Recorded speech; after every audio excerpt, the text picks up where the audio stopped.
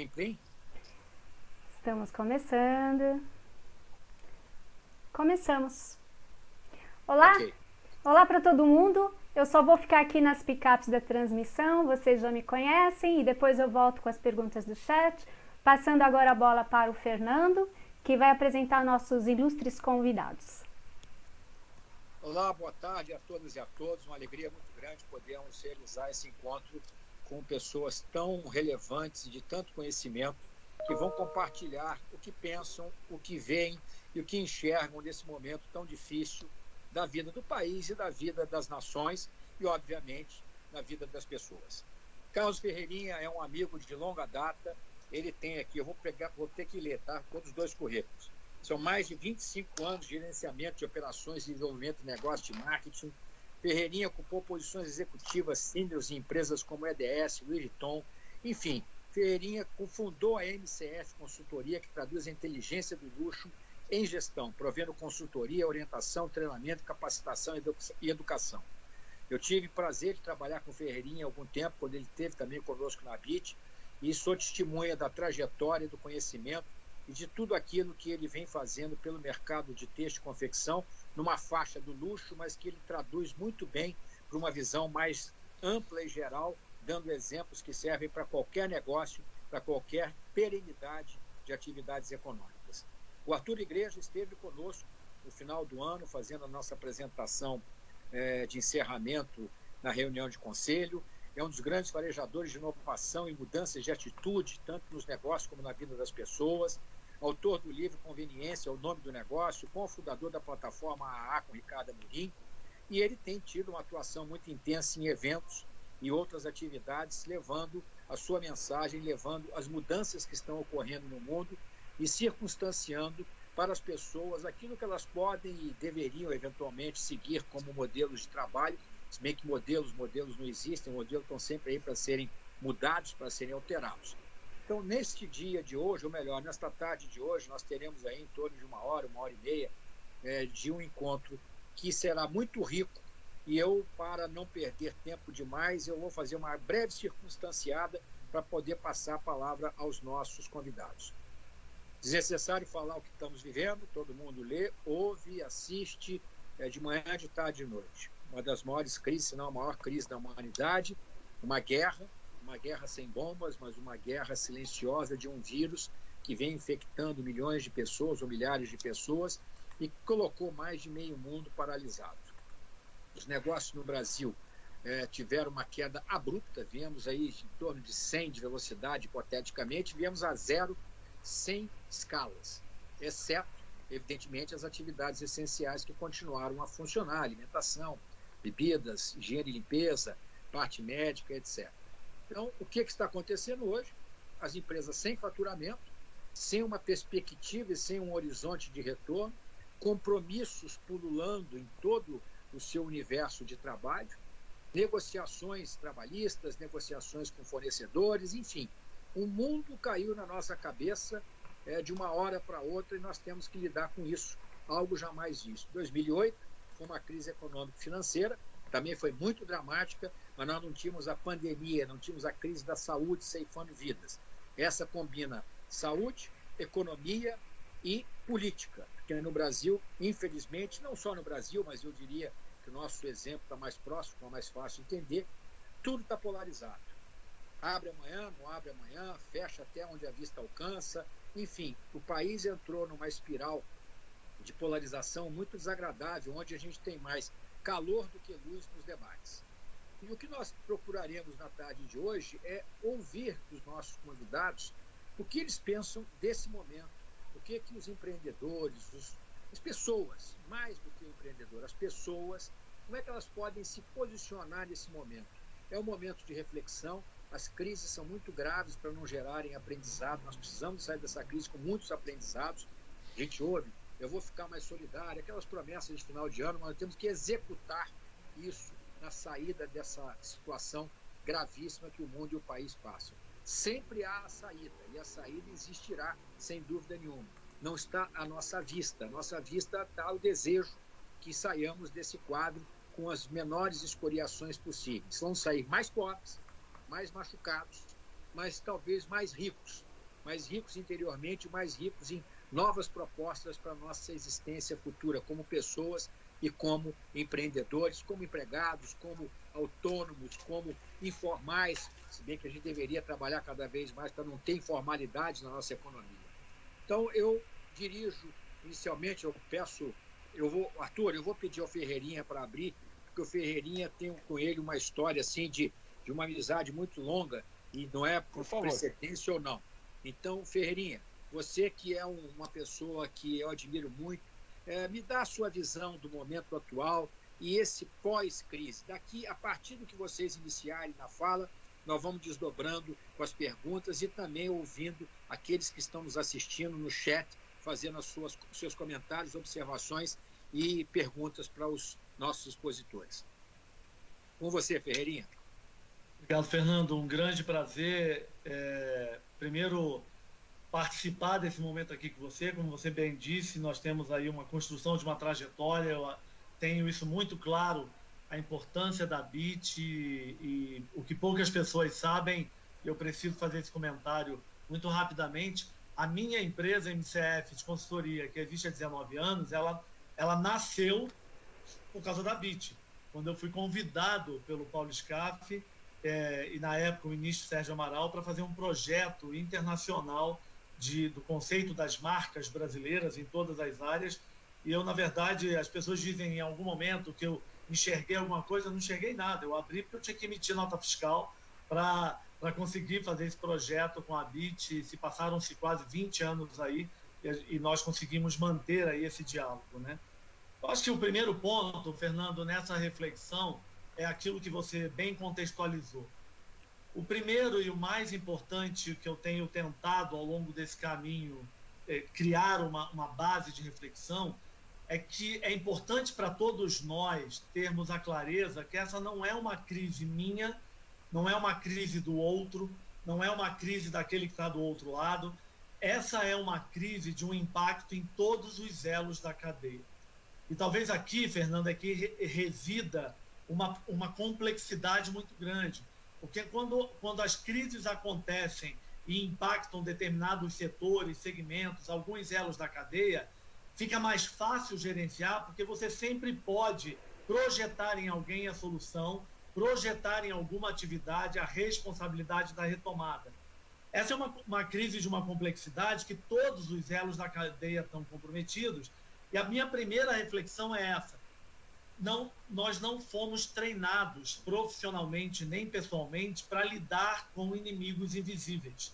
Nós fomos capacitados na nossa existência humana e na nossa existência profissional para entender o que é foco. Você planeja, foca, vai atrás, ultrapassa obstáculos. E nós estamos diante de um cenário que não há bula, receita, regra. Então, o primeiro ponto que eu tenho dito, Fernando, e aqui é muito importante, acredito que também do Igreja, eu também sou um pequeno empresário, né? Eu tenho uma equipe de pessoas, eu estou passando pelas minhas mesmas reflexões, pelas minhas mesmas incertezas, inseguranças, dúvidas, questionamentos, de uma forma geral.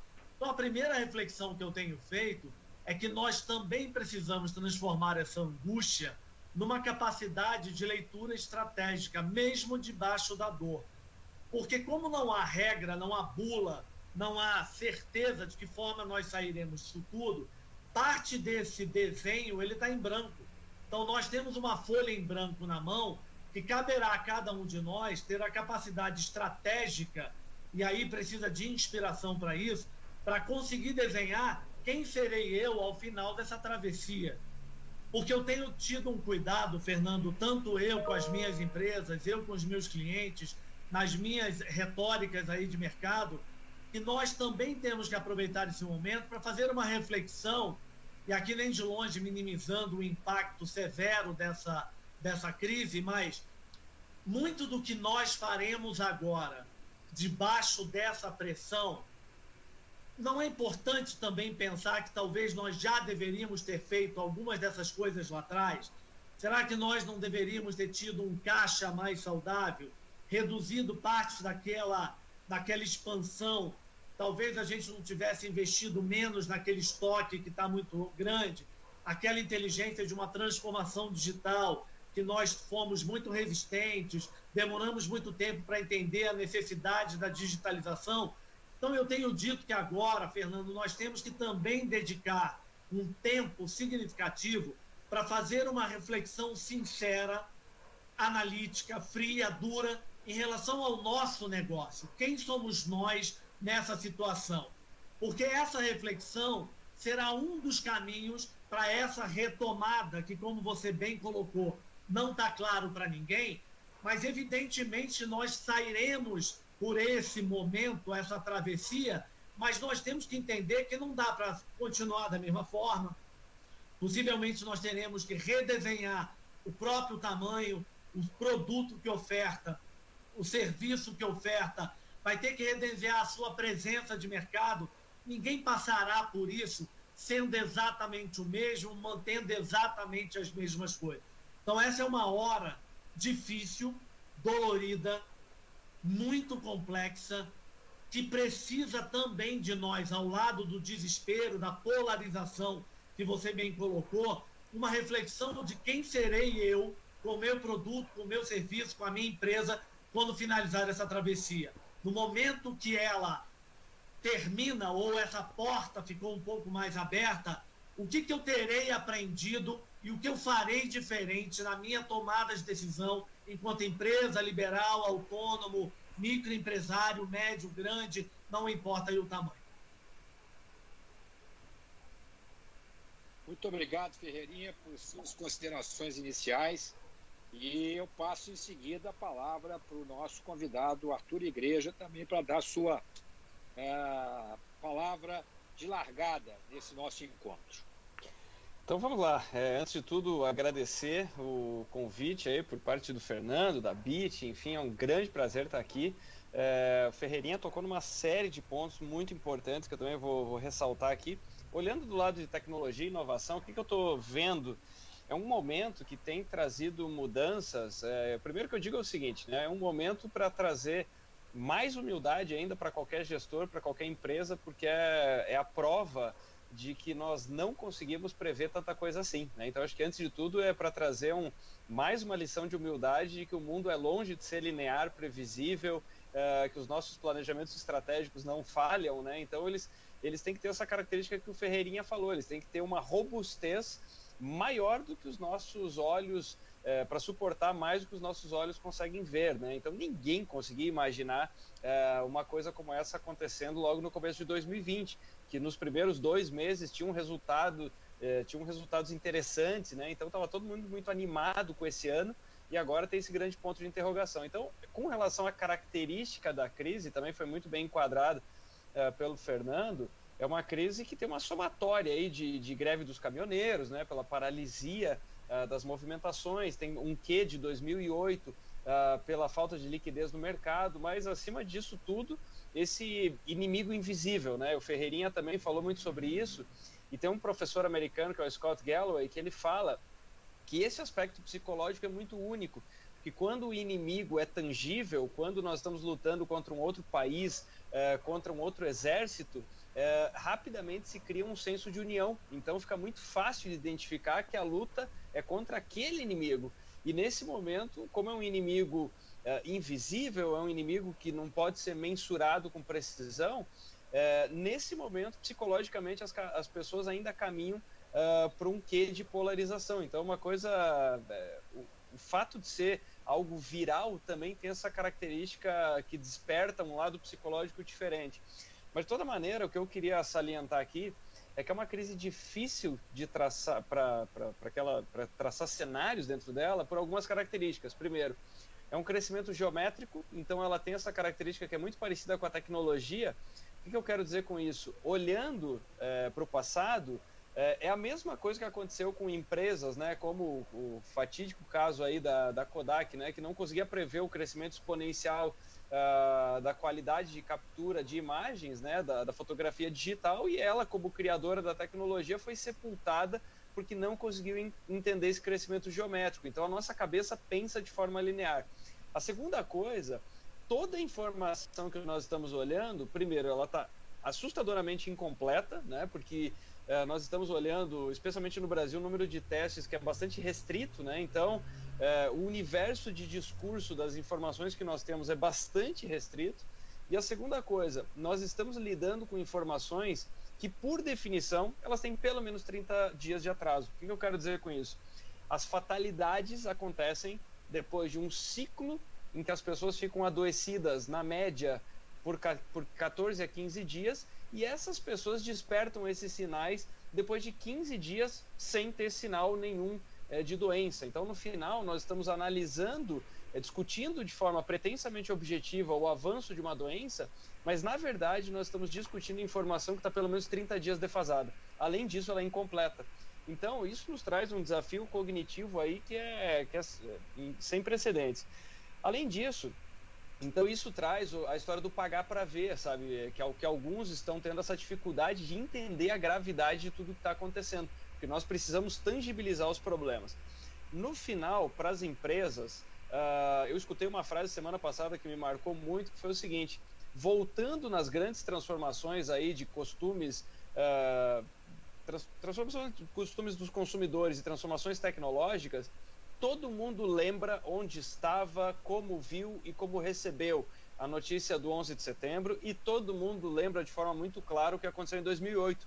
E se você parar para pensar, o nosso último referencial de grandes mudanças é 2008. Então nós temos ali Uber, Airbnb, o lançamento do iPhone em 2007, surgimento das plataformas digitais, e certamente nós estamos vivendo agora um pré-2020 e pós-2020. Então nós temos que entender que é um momento com oportunidades tão grandes quanto esses outros períodos, com transformações tão profundas, mas uma vantagem que a pandemia tem, se é que dá para enquadrar dessa maneira, é que a pandemia, sim, ela tem data para começar, para acontecer e para terminar. Então, traçando um paralelo com 2009, com a SARS, com 1968, 57 e 1918, todas elas têm ciclos temporais muito parecidos e também uma outra característica: uma depressão econômica no curtíssimo prazo e uma retomada que tende a ter uma característica de curva V, né? Então, ela tem um shape de V, ou seja, uma recuperação com alguma velocidade.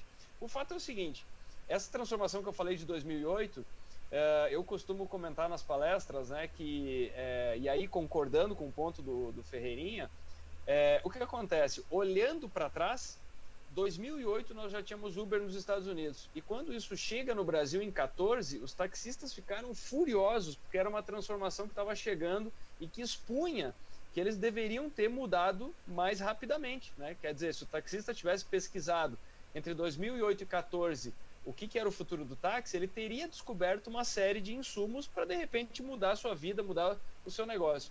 O fato é que coronavírus, a grande verdade é a seguinte: todos nós fomos colocados entre fevereiro e março na posição de taxistas. Então, hoje nós somos taxistas tateando essa transformação. Ela vai acabar, essa crise vai acabar, a economia vai voltar. Eu acho que a coisa vai ser muito menos caótica e apocalíptica do que está sendo prevista, sem deixar de ser muito severa e muito grave. Agora, o ponto é o seguinte: é uma crise muito maior do que todos nós, você não tem controle sobre ela como indivíduo, então é um momento de entender que não adianta tentar batalhar para voltar para o normal, que é isso que está polarizando muito a discussão no Brasil. Alguns estão querendo simplesmente voltar para um cenário pré-coronavírus. Esse cenário não existe. Não tem como simplesmente voltar à vida pré-coronavírus, sendo que existe coronavírus. Então é um novo normal. Agora, o que fazer nesse momento? Nesse momento, o que nós já conseguimos enxergar é o seguinte: as empresas que menos sofreram são aquelas que já estavam em alguma medida digitalizadas, colocando seus programas de inovação para andar. Algumas tiveram que sair correndo para conseguir notebook para as pessoas trabalharem em casa. Outras já encaravam essa realidade como parte do seu dia a dia. Então, aquelas empresas que tinham essa transformação em andamento sofreram menos. E só para encerrar esse ponto inicial, eu acho que é um momento não para pisar no freio. Claro, é um momento de sobrevivência, preservação de caixa, preservação da saúde das pessoas, mas é um momento também para pensar sobre o seguinte: todo mundo reclama de falta de tempo. Todo mundo reclama de um backlog gigante de transformações, de coisas que queria fazer na empresa. Tá aí uma chance para tirar um bocado de coisa, de planos da gaveta, transformar a sua empresa, colocar essas coisas para andar, tá aí um belo momento, porque a coisa vai voltar, então não vai ser um apocalipse, nós sairemos dessa com mais fatalidades, menos fatalidades, mas o fato é que logo aí adiante, alguns estarão mais preparados e outros ainda estarão em estado de choque.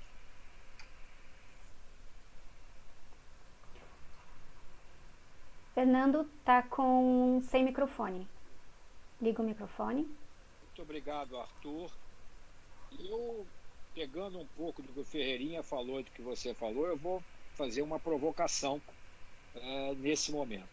Conversando com todos os empreendedores nessas 2, 3 semanas, e é natural, uma associação ela tem esse papel, e o ser humano não deveria ser assim, mas é assim. Ele tem muito mais união na crise do que na bonança.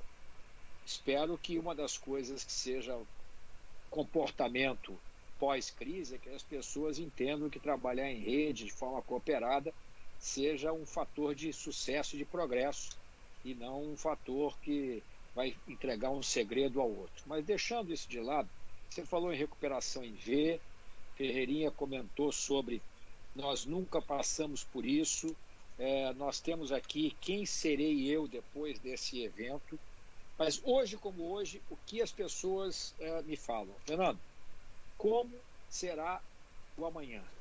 Como será o mercado de amanhã? Qual o tamanho? Que consumidor eu vou encontrar? Ele vai perder emprego, alguns, outros vão estar com redução de jornada de trabalho, outros em alguma outra situação legal permitida.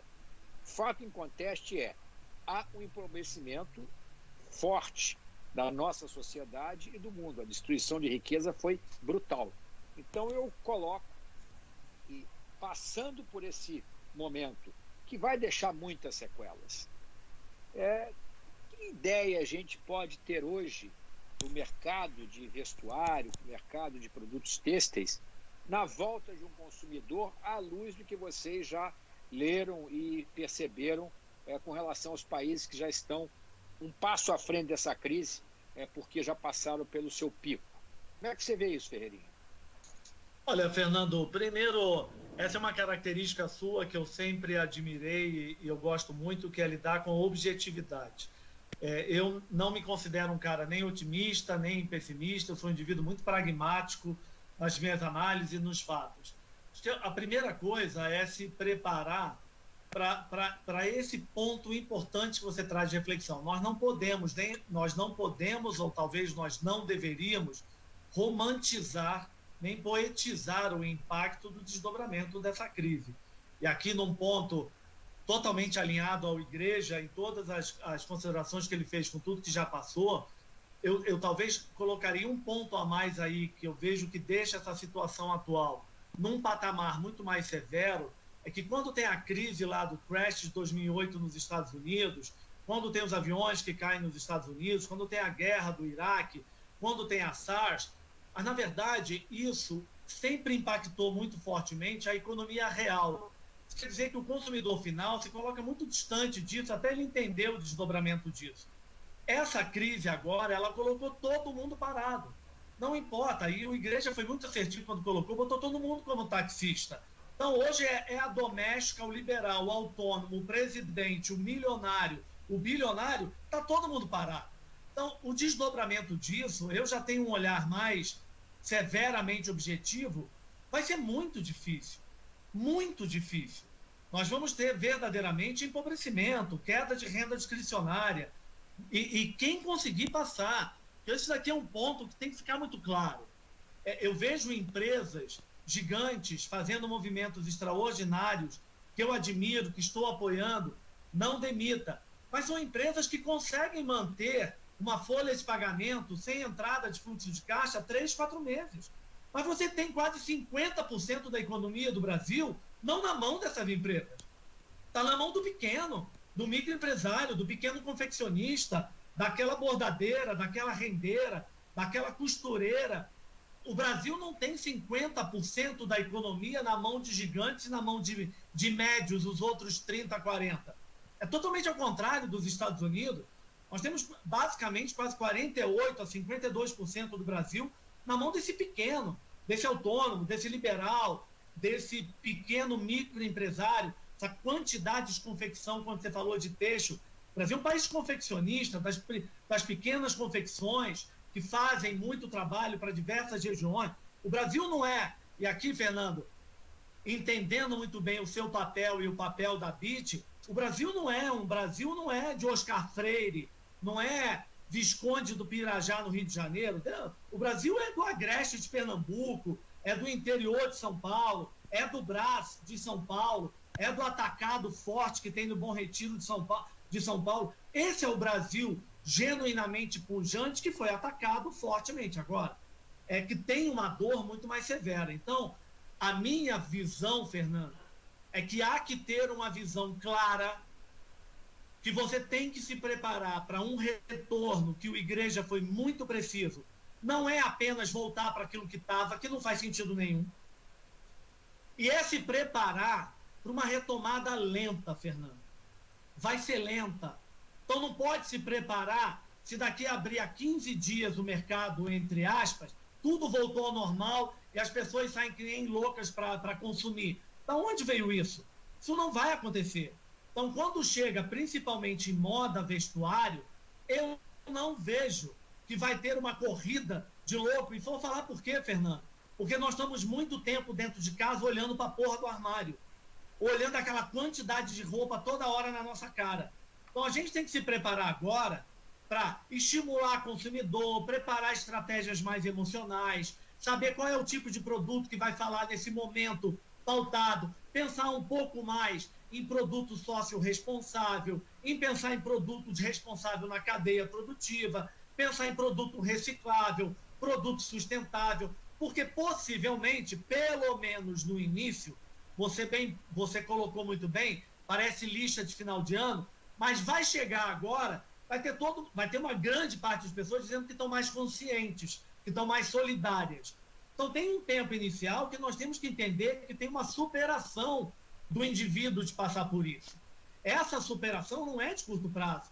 E o Igreja colocou muito bem, voltar para aquele mercado, e esse é um cuidado, Fernando, que eu estou tendo nessa polarização que você bem colocou.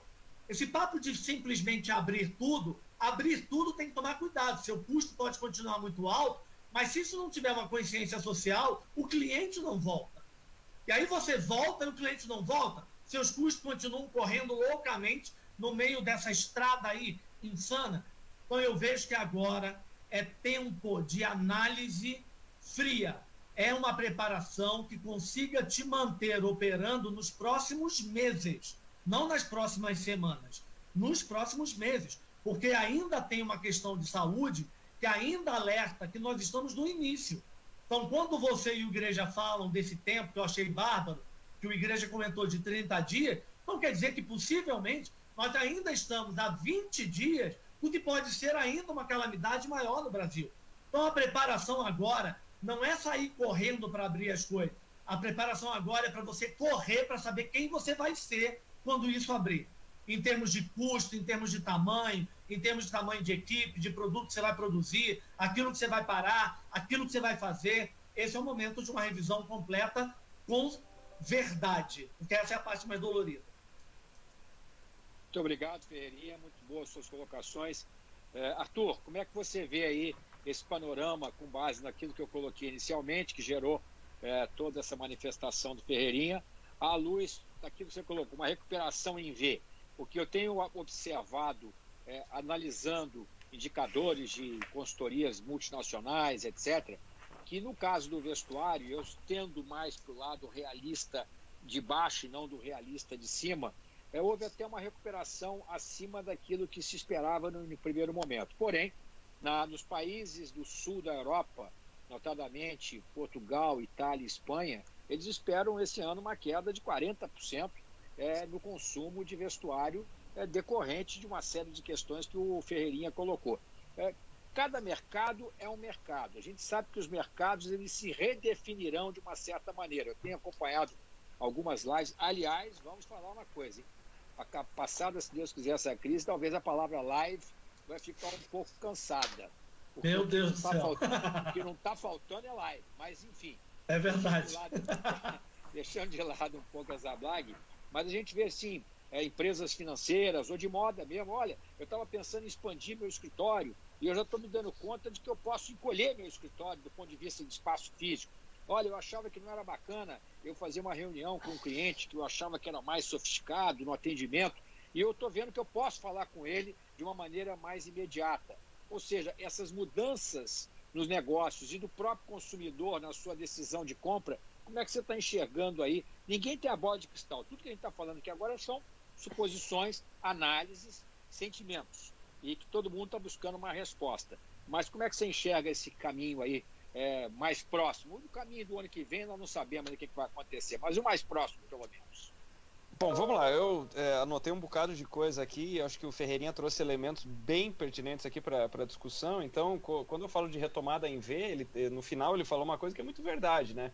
O formato tende a ser um V, mas o fato é que nós ainda não chegamos na parte mais de baixo desse V, né? Então, vamos imaginar aí um formato de um triângulo, só que nós estamos ainda ladeira abaixo, né? Então, imaginando um ciclo aí que começa no mundo em fevereiro, nós já estamos em abril, né? O pico em São Paulo e várias outras cidades. São Paulo está para o resto do Brasil, assim como China já esteve para a Itália, assim como Itália já esteve para o Brasil. Então, ainda tem um alastrar pelo Brasil que não é pouca coisa, né? O Brasil com suas dimensões continentais. Então, ainda nós estamos indo ladeira abaixo. Essa recuperação, sem sombra de dúvida, ela não será rápida, mas de toda maneira, ela não tende a ter um comportamento de depressão sem horizonte de recuperação, porque é um tipo de problema que ele é multifacetado, ele é assustadoramente complexo, mas controlado o problema sanitário, você vai começando a ter uma retomada. Então, é por isso que eu coloquei aquele ingrediente de crise dos caminhoneiros, porque tem ali um gatilho. Claro que eu não estou falando de surgimento de medicamento milagroso ou vacina, isso é uma coisa que vai levar muito tempo, mas de toda maneira você consegue minimamente retomar as coisas. Eu acho que tem alguns elementos. Então, o que você coloca no final aqui, Fernando, é muito positivo. As empresas vão usufruir de ferramentas mais digitais. Muita gente está entendendo como trabalhar em home office pela primeira vez. Então, crises também servem para romper preconceitos comportamentais. É exatamente isso que viabilizou, eu volto no exemplo lá do Airbnb e do Uber, porque as pessoas, elas jamais entrariam no carro de um estranho, até o momento que ela tinha que usar o carro para gerar sua própria renda, ou ela queria gastar menos do que ela gastava com o táxi. Então, as crises vêm para trazer novos comportamentos. Nós nos abrimos, até pela necessidade, para novos comportamentos. Eu acho que o que o Ferreirinha traz aqui no quesito emoção faz todo sentido pelo seguinte: as pessoas estão trancadas nas suas casas, ansiosas, com um crescente grau de depressão. Nós estamos vendo em vários países o crescimento do índice do número de pedidos de divórcios, por exemplo. Então, muita coisa está acontecendo. Então, eu acho que é o seguinte: do ponto de vista do varejo e da retomada do vestuário, tem esse lado que a pessoa está lá vendo tanto de coisa que ela tem estocada, e obviamente elas não voltarão correndo, mas o que nós temos em alguns países é, por exemplo, 100% dos shoppings já reabertos em vários países, especialmente na Ásia. O volume de compra ainda, obviamente, não se restabeleceu, mas um ponto que tem que lembrar, juntando com esse argumento da criação de emoção, as pessoas vão estar sedentas por passear, elas vão estar sedentas por se reencontrar. Claro que com cuidados muito diferentes, então elas não vão voltar e comprar no volume que elas compravam antes, pela insegurança do emprego, pela destruição de riqueza que está acontecendo, mas fato é, elas vão querer sair de casa, elas estarão sedentas para sair de casa. Então, quem conseguir criar essa experiência, quem conseguir criar esse atrativo, eu acho que mais do que nunca o varejo físico vai ter lá o seu apelo, vai conseguir trazer um pouco dessa possibilidade de, se distrair, sair de casa, tão logo isso for possível. Com certeza vai acontecer um downgrade no tipo de compra que a pessoa vai fazer. Então, essa semana saiu um estudo do Boston Consulting Group mostrando exatamente isso, que as pesquisas feitas aqui no Brasil e já nos mercados em que nós temos alguma retomada, é natural, como acontece em qualquer crise. E aí, só vou dar um pitaco, mas acho que é importante também ter muito a opinião aqui do Ferreirinha, em virtude da sua expertise do mercado de luxo. Mas aqui no Brasil, essa crise ela tem uma característica bastante inédita. Ela acontece no momento em que nós estamos com juro real zero. Então, nós estamos ali com Selic de 3,75, descontado a inflação e pagamento de tributo, é juro real de país desenvolvido. Então, o que eu quero dizer? Nas outras crises, você pega o momento ali da queda da Dilma. Nós tínhamos uma Selic a 14,25 e quem tinha dinheiro armazenado estava com todo esse capital, nós tínhamos um problema na economia real e nós tínhamos o rentismo no Brasil estabelecido. E o rentismo puxa o mercado de luxo, porque a pessoa está lá, em vez de ela construir um prédio, abrir uma empresa, ela está com o dinheiro rendendo lá no banco, ela vê esse capital se multiplicando e ela tende a comprar itens de luxo. Nesse momento, nós teremos uma recuperação de uma crise, mas sem rentismo no Brasil e com muita destruição de capital. Então, eu tendo a acreditar, por esses fatores econômicos, que o mercado de luxo vai sofrer um bocado também. Além disso, eu destaquei aqui o seguinte, eu estou vendo nas minhas saídas aí para ir em supermercado e tudo mais, vai ser muito importante quem tiver também o seu ponto de venda físico, que tenha muito cuidado com os pequenos sinais. Então, eu estou indo num determinado supermercado em que as pessoas já te recebem com álcool desde o estacionamento. Tem estabelecimentos aqui em Curitiba que pedem, se você quer ser atendido na janela, para ficar dentro do carro e não ter que acessar o comércio, não ter que acessar o próprio supermercado ou a padaria. Em outros lugares, as pessoas que estão atendendo estão absolutamente desprotegidas. E, obviamente, eu não vou voltar lá tão cedo, porque eu sei que aquela pessoa se tornou, além de uma vítima do ambiente de trabalho, ela pode se tornar um vetor de transmissão. Então, esse cuidado na retomada é um fator crítico. Demonstrar o cuidado que você tem com seus clientes e também com seus colaboradores. Além disso, não parecer oportunista. Eu estou vendo muita empresa na ânsia de tentar manter faturamento, fazendo promoção de tudo que é lado de uma forma desordenada. Então, tudo isso é muito legítimo. Agora, de outro lado, tem que reconhecer que o consumidor está com medo, está apreensivo. Então, esse é um momento também para rever a comunicação. Como que você vai se comunicar com o seu consumidor? Da mesma maneira que o empresário tem que ser muito pragmático, gostei muito também do que foi dito aqui, que não é ser otimista ou pessimista. O empresário tem que ser pragmático, ele tem que conseguir ler os dois cenários e tomar decisões bastante conscientes. Mas então, sendo pragmático nesse momento, as pessoas estão com medo e nós temos que reconhecer esse medo e também, quando nós vemos esse movimento do não demita e tudo isso, a verdade é exatamente essa. Talvez mais representativo para o mercado do que isso seja o estudo do Sebrae mostrando que 36% das pequenas empresas têm caixa para um mês, outras 30% para 2 meses, 83% das empresas já enfrentam queda muito violenta do faturamento. Então, só que todo esse cenário, eu também só queria concluir falando isso, esse cenário ele muda a cada semana em virtude das medidas de socorro. Então, é muito difícil nesse momento falar o seguinte, como acontece essa retomada? Porque cada ação tomada pelo governo também muda a trajetória dessa saída, a trajetória dessas empresas.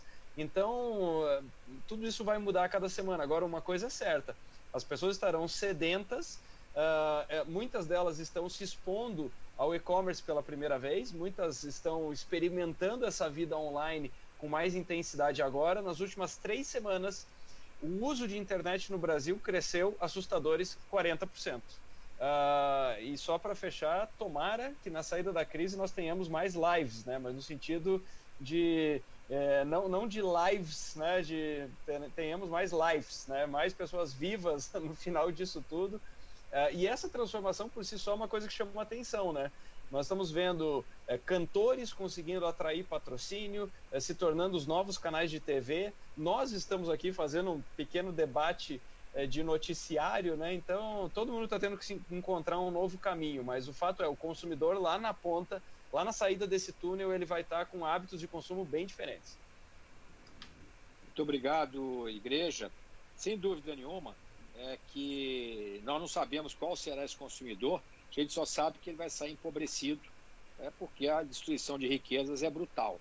Provavelmente, pelo menos na fase inicial, muito mais consciente dos seus gastos, porque não sabemos qual é a proporção que vai sair com redução de salário, que vai sair desempregado, que vai sair plenamente empregado. Essas são indagações muito fortes. Mas você tocou num tema que eu vou trazer um pouco a economia e a insegurança nesse momento não é o fulcro do nosso debate, medidas de governo, por exemplo, nós estamos aí numa batalha cruel para fazer com que os fluxos financeiros que são anunciados cheguem realmente à ponta. E nesta semana, a discussão com o sistema financeiro, com os bancos principalmente, me parece que saiu uma carta aí hoje, que eu ainda não vi, não tive acesso, do sistema bancário, porque há uma indignação, porque juros subiram, natural, num período de aumento de risco. Prazos encurtaram e os bancos estão muito fechados. E sempre que são anunciadas medidas, essas medidas, ao você chegar na ponta para tomar o dinheiro ou coisa que vale, você não consegue ter acesso. Esse é um lado da questão. Ontem, por exemplo, o ministro Supremo Lewandowski tomou uma medida que impacta diretamente na MP governamental dos acordos individuais. Aparentemente não houve nenhuma ilegalidade jurídica, mas uma insensibilidade, pelo menos a nosso ver, do momento que nós estamos vivendo, até mesmo pela repercussão que isso já está tendo de cancelamento de uma série de acordos ou de exigências muito complicadas. Mas, deixando um pouco essa questão de lado e voltando à nossa questão, há algo que me preocupa bastante e eu gostaria de ouvir vocês. Nessa busca pelo caixa, nessa busca pela liquidez natural, ela colide muito com a palavra solidariedade. Ou seja, na maior parte dos programas que eu tenho participado, a solução é conjunta, a solução é público-privada, a solução é um dando a mão para o outro, mas tem vários casos assim de notícias secas. Dada a crise da pandemia, eu não vou pagar ninguém até segunda ordem. E você que durma com esse problema. E isso é um efeito dominó que eu gostaria de colocar para vocês comentassem, porque desligar uma economia da forma como aconteceu é mais fácil do que religar uma economia. E quanto mais tempo a economia fica parada, e eu não estou aqui fazendo advocacia de voltar de qualquer jeito, estou dizendo que é preciso organizar a volta. Nós temos que começar a pensar em organizar a volta, porque não pode ser um dia vai abrir, liberou geral, que provavelmente não vai ser assim. Mas está havendo muita disputa, seja contratual, seja de prorrogações de pagamentos, quer dizer, na hora que as portas começarem a se abrir, você vai ter que recompor todo esse sistema de crédito, tudo isso que você já tem na praça, o que, obviamente, ensejará um período de ajuste e de acomodação entre os agentes econômicos. Como é que vocês estão vendo isso à luz dos seus clientes, à luz dos seus próprios negócios? Olha, Fernando, eu vou pegar aqui, Igreja, se você me permite, e é tão interessante, Fernando, que nós nem conversamos antes, e eu ontem fiz um comentário com um grupo de empresários, exatamente nessa linha, onde eu tenho uma preocupação. Esse é um momento de enaltecimento da solidariedade, o que num caráter individual, empresarial, já não era sem tempo para o mundo e, evidentemente, para a dinâmica socioeconômica brasileira.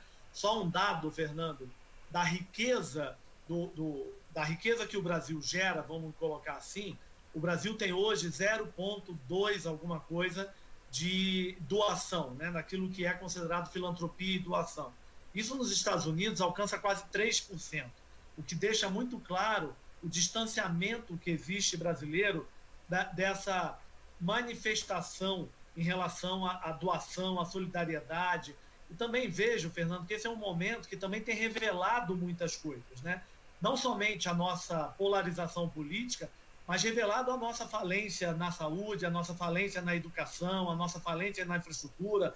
Olha o pânico generalizado que se tem hoje no Brasil com as comunidades periféricas, as favelas, etc. Isso estava tudo debaixo dos olhos de todas essas fortunas também, de todas essas empresas, de todos esses bilionários brasileiros. Mas aí você fez um comentário, Fernando, que é uma preocupação grande. Eu também tenho visto muitas empresas, e aqui, Fernando, eu não estou dizendo se é certo ou errado, mas eu vou corroborar nessa inquietação. Eu vejo muitas empresas no movimento do que eu não demito, e ali com um esforço bacana, especial, se posicionando que não vai demitir seus funcionários nos próximos meses, mas interromperam pagamentos de toda a cadeia. Então, o que eu quero dizer é, você segura o seu funcionário, mas você também destrói uma cadeia de fornecedores, de pequenos fornecedores, que estão totalmente ao relento e jogados. No final, isso é uma crise que gera uma crise, que gera uma crise, que gera uma crise. Essa é uma crise de desdobramentos. Nós temos que ter uma preocupação com esse comentário que você fez da solidariedade, que a solidariedade não é somente você ajudar o outro com doação de uma cesta básica. Você também tem que cuidar da sua cadeia. Porque se você também é um agente que destrói o pequeno fornecedor, o pequeno que estava ali produzindo, você também está sendo um agente provocador de toda essa destruição em massa. Qual a resposta para isso? Equilíbrio. Esse equilíbrio ele é fundamental nesse momento. Nós temos que ponderar todos os dois lados. Não basta apenas você segurar só do seu lado e o outro, todo lado que ele dialoga com você, ser totalmente explodido. Porque você está gerando exatamente a mesma cadeia de empobrecimento, de não geração de riqueza, do indivíduo que vai ficar sem poder econômico, de fazer movimentar a economia como um todo. É um momento muito delicado, aonde eu vejo, por mim, eu sou um pequeno empresário, eu também tenho uma série de pequenos fornecedores de informática, que são todos muito pequenos. Fornecedor de informática, fornecedor de limpeza, fornecedor de material, de impressora. De uma hora para outra, eu paro, ele também para. Só que isso é uma cadeia brutal, que vai direto a que você colocou. Tem um momento, Fernando, que parte dessas irregularidades e essas discrepâncias, como você colocou, que desliga a sociedade, é onde o poder público tem que entrar com velocidade. Não tem que ficar barrado nos obstáculos do rádio. Porque eu fico... Fernando, olha, você já me conhece o suficiente para saber o quanto eu sou. Eu fico muito mais irritado com a merda da pandemia política brasileira e dos obstáculos da pandemia da burocracia brasileira do que da pandemia do vírus. Porque esse é um momento que o setor público brasileiro é nessa hora que tem que chegar e segurar a economia na mão. Mas não. Anunciou que ia ter, sei lá, o valor X, passaram-se quase 3 semanas. E ainda não tem clareza de como é que esse dinheiro chega na mão das pessoas. E as pessoas precisando movimentar. Você falou, não teve nenhum tipo de questão, até onde a gente saiba, errada na tomada de decisão ontem do STF, mas ao fazer aquilo foi uma insensibilidade com o movimento dos empresários que estão sangrando em praça pública. Sangrando em praça pública.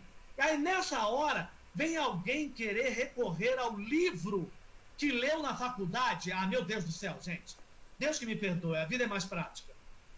E ainda mais, Ferreirinha, porque essa decisão, ela vai prejudicar muito mais os pequenos, que é aquele pequeno negócio, como você falou, onde Exatamente. O proprietário se mistura com os seus funcionários, que é o grosso do número de empreendimentos que nós temos no país. Não significa que é o grosso do faturamento, mas tem uma grande relevância. Então, eu agora pulo para o Arthur e fazendo a seguinte observação. Arthur, daqui a pouco a gente tem que chegar para levar para os nossos ouvintes, para que eles façam também as suas interações. Mas olhando para esse quadro de relacionamento, você falou dos juros, realmente os juros estão mais baixos, o mundo também está com juro baixo, né? Também não é uma posição só do Brasil. Acho que alguns bancos acham que o juro vai cair muito mais e deve cair, mas do ponto de vista de observar os investimentos das empresas, você fica sempre cauteloso no momento de segurar a caixa. E você falou há pouco tempo atrás assim, não é hora de parar, é hora de avançar. Sim, é hora de avançar, de pensar nas estratégias da nova organização. Mas com o dinheiro curto, você tem dificuldades de aportar, muitas vezes, um capital para fazer alguns investimentos que você gostaria de fazer, porque você não sabe o dia de amanhã. Como é que resolve essa equação? Quer dizer, como é que você trabalha o mindset, mas sem poder, digamos assim, executá-lo na sua plenitude, de uma certa maneira, de imediato, já projetando para frente? Eu acho que é uma provocação que faz todo sentido. Quando eu digo em avançar, por isso que eu falei sobre backlog, né? Sobre essas medidas que demandam tempo, que demandam reestruturação de processos. Eu acho que tem que focar agora em medidas que são, obviamente, mais acessíveis, que demandem menos investimento, que resultem em enxugamento da empresa, agilidade. Então, eu acho que tem mais a ver, a minha colocação tinha mais a ver com processos e digitalização.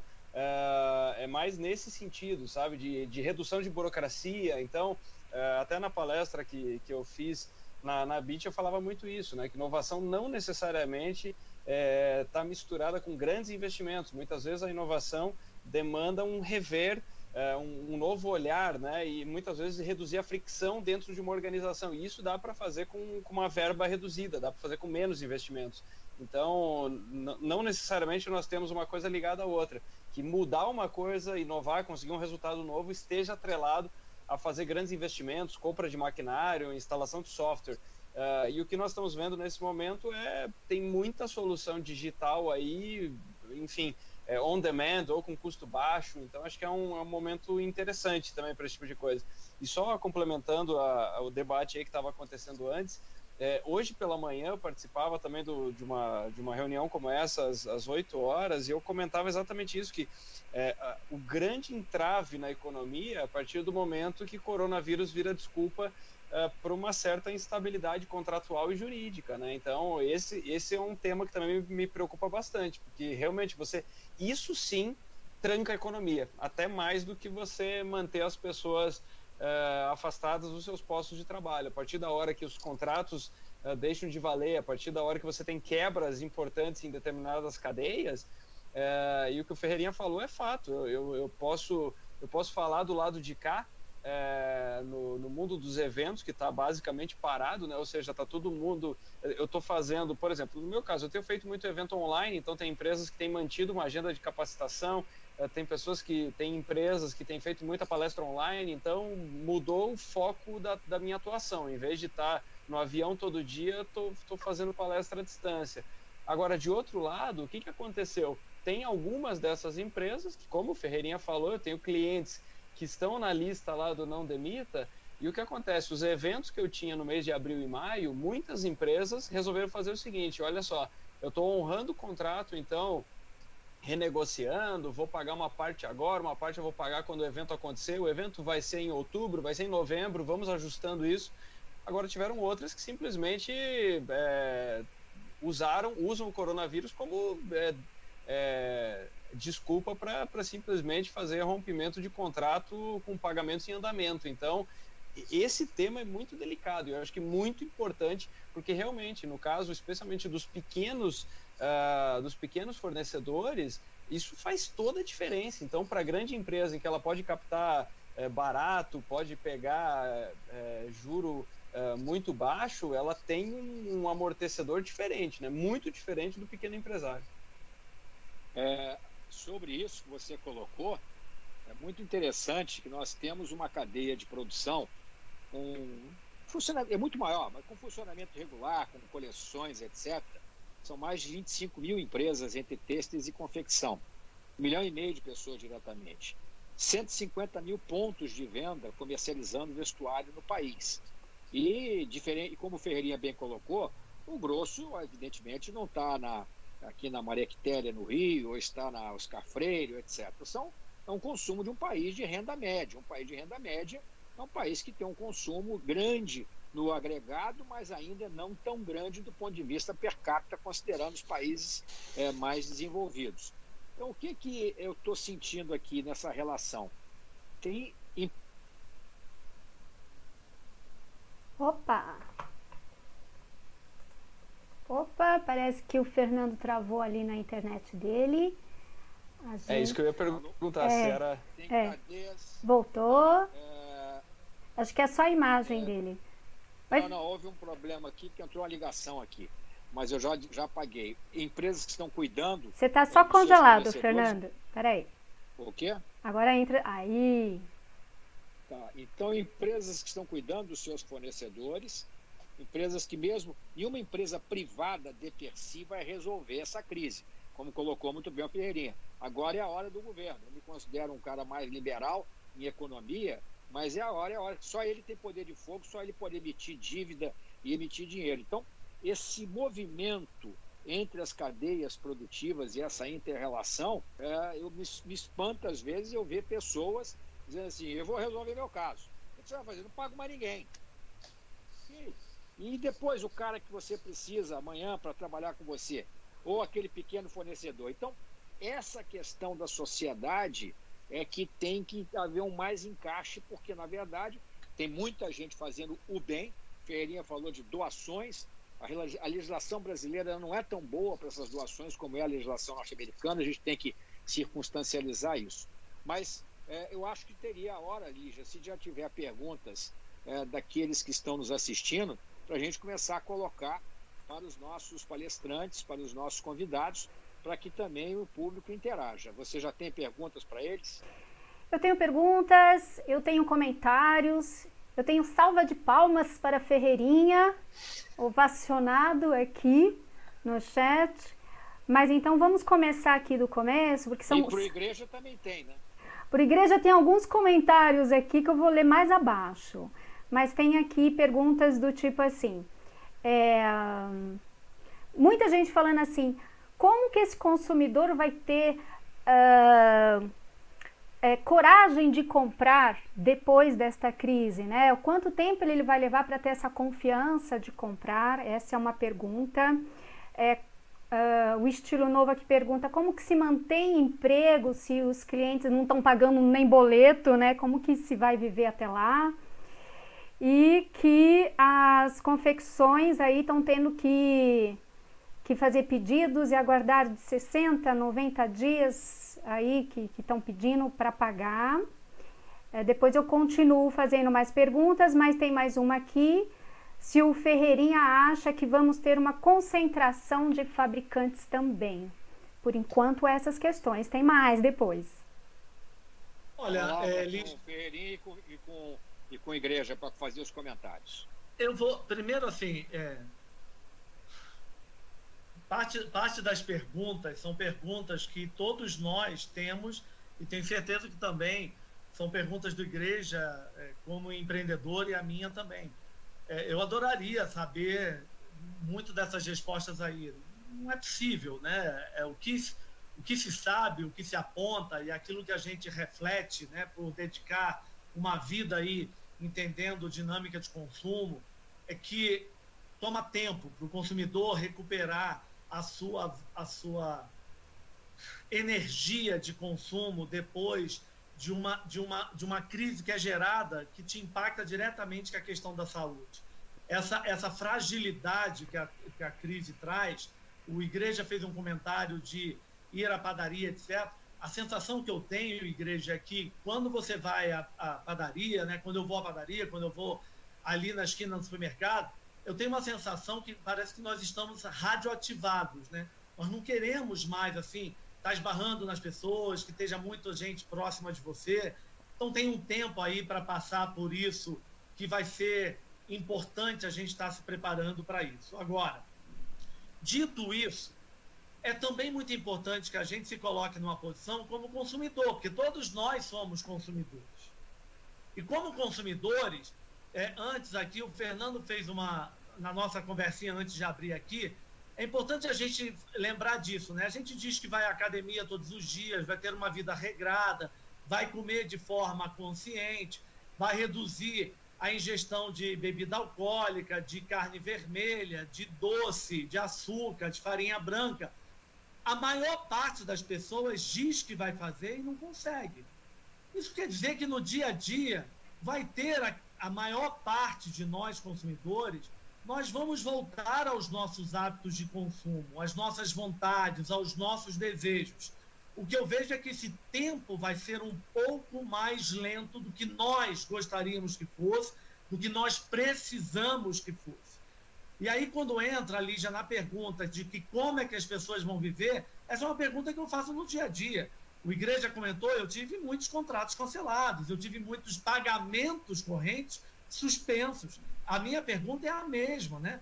Se eu não conseguir reverter essa situação rapidamente, com algum tipo de possibilidade das minhas criações, invenções, a minha resiliência, o meu poder de poder fazer movimentação, a minha capacidade, eu também daqui a 1 mês, 2 meses, tenho que também entender como é que eu vou continuar sobrevivendo, como empresário, como gestor, como indivíduo. Então, essa é uma inquietação e uma provocação contínua, direta, diária, que demanda de nós muito esforço estratégico. E aí, quando entra nos menos favorecidos, é o que eu volto a dizer. isso é tão desproporcional, essa crise. Eu sou um indivíduo totalmente de liberalismo econômico, eu não acredito na mão do Estado na economia, mas nesse exato momento é onde o Estado tem que fazer o seu papel. O Estado tem que fazer exatamente o papel e, principalmente, ajudando chegar dinheiro rápido da mão dos menos favorecidos e ajudar ao mundo empresarial a ter acesso a crédito, a ter acesso a conseguir fazer renegociação dos seus tributos, que são onerosíssimos nessas empresas, nas empresas gigantes, etc., que fomentam muito da economia. Completamente de acordo, completamente de acordo. Completamente de acordo. Eu acho, se tem algum lado positivo nisso, eu concordo contigo que o hábito retoma, e ele retoma, claro, um medo tremendo agora, muita gente perdendo o emprego. É só acompanhar um pouco de publicação no LinkedIn para ver, especialmente, agora começou com as empresas médias e as pequenas, né, elas fazendo anúncios de, olha, eu estou tendo que mandar X pessoas incríveis embora, né? Então as empresas perdendo capital intelectual, perdendo investimentos anteriores em treinamento, perdendo coisas que vão muito além daquele posto de trabalho, né? Perdendo uma pessoa que já está acostumada com a cultura daquela empresa. Então tem muitas perdas pelo caminho. E essa pessoa, se o Brasil já tinha um problema de desemprego e informalidade, ela fica muito ressabiada, né, em simplesmente sair consumindo. Se tem um ponto positivo dessa história, é aquilo que eu falava. Eu acho que vai ter um anseio por querer voltar. Acho que as pessoas vão passar a valorizar muito mais o contato humano, vão passar, como uma figurinha que eu recebi na semana passada, falando, olha, pessoal, depois disso tudo, só quero dizer que eu vou passar a aceitar mais os convites para jantares, churrascos e afins, né? Acho que as pessoas vão valorizar mais tudo isso. Então, se tem um ponto positivo nisso, eu acho que tem um fator aí de quem tiver minimamente estabilizado vai ter um fator de autoindulgência, né, de querer se presentear, de querer passear. Agora, o paralelo que você fez com a radioatividade é fato, eu acho que esse é o melhor paralelo, porque você vê as pessoas, elas muito preocupadas com o distanciamento. Então é um novo comportamento social, e isso para um país como o Brasil, que é tão acostumado a abraçar, é tão acostumado a conviver em grupo, é uma coisa bastante inédita, né? Então, em alguns países isso vai ser menos sentido, mas aqui é uma mudança de hábito muito importante. Agora, esse aspecto da radioatividade é exatamente isso, por isso que eu falei que é tão importante que o estabelecimento, a ponta lá na retomada, esteja plenamente preparada, que demonstre isso, que é um lugar que tem essas preocupações, senão o lugar vai se sabotar ainda mais, né? E só para fechar, eu acho que levar em conta essa preocupação do consumidor e essa preocupação da cadeia como um todo, é um momento que inspira muito cuidado na comunicação, no comportamento das empresas. Nós tivemos nas últimas semanas empresas que não bastando tudo que está acontecendo de muito crítico, algumas empresas cavando para elas mesmas situações ainda piores. Então, verdadeiros desastres de comunicação, pessoas, empresários que eu acredito que não são más pessoas, mas no anseio de falar coisas, no calor do momento, falaram um bocado de besteiras. As redes começam a proliferar isso com muita velocidade, e essas empresas provavelmente vão ter que remar muito, além de recuperar a crise, recuperar o dano de imagem que causaram nesse momento. Então, o conselho que eu estou dando para todo mundo também, muito cuidado com o que você fala, com o que você publica nesse momento, porque os ânimos estão muito complicados também. Ok, eu vou tentar fazer aqui Espera, Lígia, Oi. antes de passar para novas perguntas, eu até queria comentar algo sobre redes sociais. Eu faço parte de vários grupos, etc. E é incrível. E aí eu faço aqui uma consideração que o momento é grave. O momento é dramático, que o mundo nunca viveu algo parecido, a não ser quem viveu o tempo da guerra, aí com bombas. O nosso inimigo hoje é um inimigo invisível, ele é quase que um nêutron que vai invadindo a gente, vai nos contaminando. Então é uma situação que o inimigo não está ali te atirando em você, mas ele pode pegar a qualquer momento buscando um hospedeiro, né? Mas uma coisa que a gente não pode perder de vista nesse contexto todo que você mencionou é que as redes sociais, que são importantíssimas, levam informação, nós usamos bastante, mas a quantidade de mensagens negativas também que são encaminhadas recorrentemente, como se fosse assim, eu não vou segurar isso só para mim, eu não estou aguentando, eu vou despejar no mais próximo que tiver. Não é ser um ingênuo, como dizia o Ariano Suassuna. O otimista é um pouco ingênuo, o pessimista é um chato, eu prefiro ser um otimista realista. Então, se a gente também se comunicasse com coisas bacanas, porque a gente reclama muito do noticiário, que só publica coisa ruim. Mas eu diria que nesses últimos tempos, acho que 95% do que eu recebo é alguma mensagem negativa, não é uma mensagem up. Não é para fantasiar algo que é dramático, é crítico. Mas dentro desse movimento você também tem que encontrar o espaço para as ações motivacionais, motivadoras, e para dizer, eu quero abraçar o outro depois, tudo bem, eu não vou abraçar agora fisicamente, mas eu posso abraçar com uma boa mensagem, eu posso abraçar com uma boa comunicação também. Não é achar que nós estamos num conto de fadas. Só fiz essa observação, Lígia, segue, por favor. Ok. Eu vou abordar aqui várias perguntas que vieram dentro de um mesmo tema.